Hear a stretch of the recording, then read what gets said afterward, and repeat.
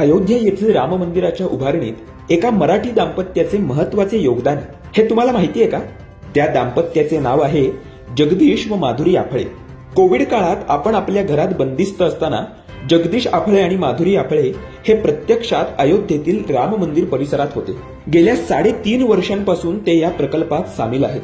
जगदीश आफळे यांना भारत आणि परदेशात मोठमोठे बांधकाम प्रकल्प उभारण्याचा अनुभव आहे. तर त्यांची पत्नी माधुरी आफळे मंदिर शिल्पकला तज्ज्ञ आहेत. यासोबतच त्यांची मुलगी तेजस्विनी आफळे या पुरातत्व शास्त्रज्ञ असून अयोध्येतील भूमी ही श्री राम जन्मभूमीच आहे या संबंधीचे पुरावे गोळा करण्यासाठी जे उत्खनन झाले त्या उत्खननात त्यांची खूप मोठी मदत झाली आहे. प्रकल्प व्यवस्थापक जगदीश आफळे यांनी सांगितले की श्री राम मंदिराच्या उभारणीसाठी पहिल्या टप्प्यात 1100 कोटी रुपये खर्च अपेक्षित असून त्यातील 600 कोटी रुपयांचा खर्च आतापर्यंत झालाय. केंद्र